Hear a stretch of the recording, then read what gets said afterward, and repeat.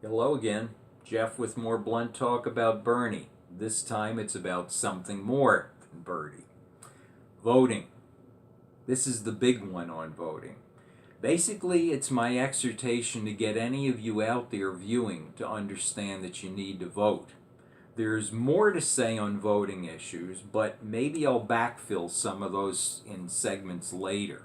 This is basically the big one. At this stage of the rolling thunder show we call the primaries, I want to make sure this one gets launched first.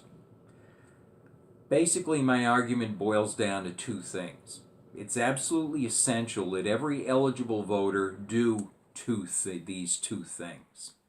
One, vote in the primaries, then vote again in the election, and vote for both your presidential choice and for your representatives, those that are compatible with your values and with each other on policy. Everything needs to mutually support your goals and on policy. Two, therefore, vote intelligently, vote smarter, take the big picture view. Everything the candidate champions in values and policies, look at it on balance, not lazily and on only one sensitive hot button issue for you. I recently heard of someone complain about a friend of hers, both of them liberal and progressive as far as I know. The talker shared that the other friend confessed to her own worry and exasperation with herself. She's a liberal on most issues, but if a candidate she'd otherwise likely support didn't have a pro-life stance on abortion, she just couldn't vote for him or her. Instead would vote for a candidate less compatible with her overall values, but in sync on that one pro-life issue. This is bewildering and exasperating in itself. Someone with that view is basically admitting that they can't control what they feel, not even check it by, thinking it's unlikely that a pro-life candidate is really going to have any practical effect on the availability of abortion, even if they get in office with my help. But meanwhile, other progressive issues or issues that I champion could lose needed support. Don't you think? Well, that line of thinking can't penetrate when you prioritize your gut feelings over thought, or at least feelings that are moderated by clear thinking that gives you a sense of perspective and maybe makes you pause before you act. What would be my prescription if you can't control acting on your thought-less feelings? Basically, it may push your personal buttons, that issue. Just don't push the one in casting the ballot. Do what Mitt Romney might suggest. Self-deport yourself from the voting booth and just sit it out. That's my slightly sarcastic prescription. If the only vote you're able to cast is an unexamined one, as I alluded to in my intro segment, just say no. Okay? But above all, vote. Especially if you're a progressive, whether a Bernie supporter, as I've been arguing you should be, or a Hillary supporter. It's important. In fact, it's vital. And here, as bluntly, as provocatively as I can make it, is the basic psychology of why it's vital. Those who will steadily vote with a minimum of prodding tend to be conservative and right-wing.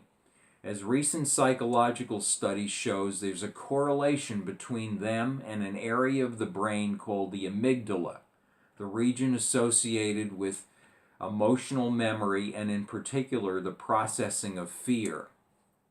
The fear is what's crucial here.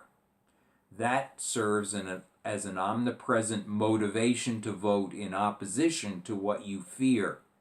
At low level, fear can be a constant free-floating anxiety.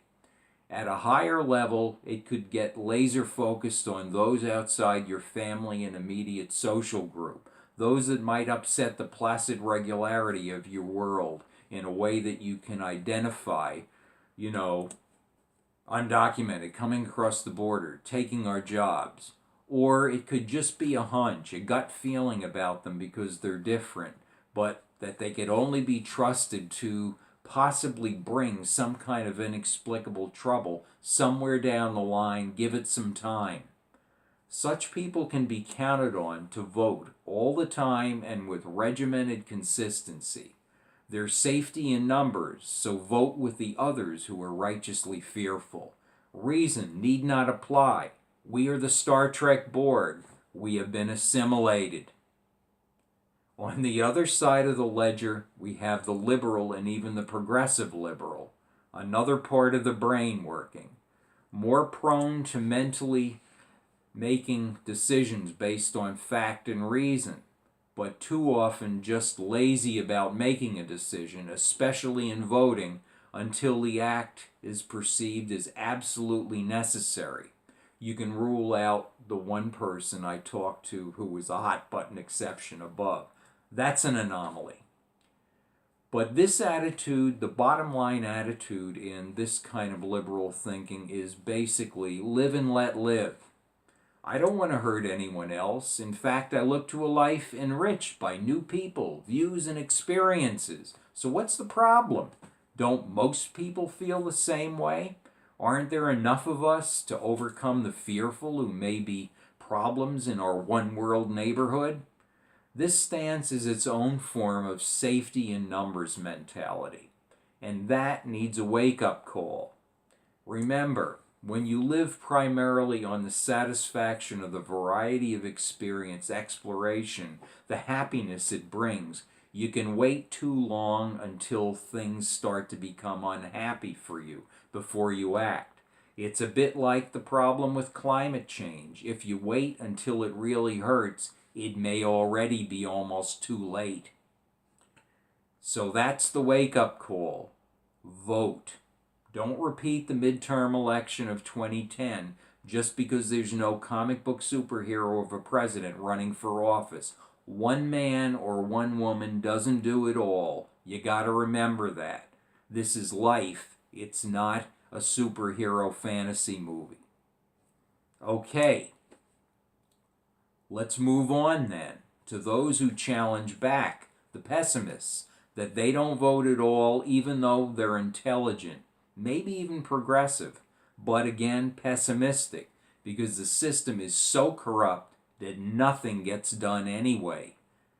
I say a big maybe you're right. That maybe only becomes a certainty if you follow the scientific method. You do the experiment controlling for the variable you want to test. That variable in this case is to vote steadily and comprehensively over time and in every situation in which you're entitled to. Every office, national and local. If you've got a political movement that could get results, if everybody in on it does their part and votes that way, only then, after you've done that, can you say whether voting matters at all within the system or whether it's a failure to get results. Look to the results of that experiment down the line, but put in some sweat equity first. Finally, to those who don't vote of any stripe, you have to recognize what you are, since you live in a society and its political system which has a chance at least of working properly if its citizens vote. Any benefit that comes to you in your life each season, election in and election out as you sit them out, even if that benefit is nothing more than, at least my life hasn't gotten any worse, then you're the recipient of the general welfare that our Constitution's preamble claims as one of the primary goals of its existence as we apply it through governing ourselves. But it's the struggle of those who do vote and also may demonstrate, even run for office, or just plain vote intelligently. They achieved this welfare. They form a kind of union that you haven't paid dues to and haven't joined, but you do benefit from yourself. This puts me in mind of the semi-mythical figure spawned by Ronald Reagan back in the day. His famous anecdote held up that the welfare queen was a serious problem with the welfare system, exploiting and degrading its usefulness, a drain on it. There wasn't really a specific person he was referencing in his description, but the very human tendency to just give up, opt out, and live off the fat of the land you didn't cultivate made it plausible enough. So it is you, dear voter, who have exactly the same relation to our society's general welfare. Face it. Don't become a general welfare queen. Vote instead. Thank you for taking the pill.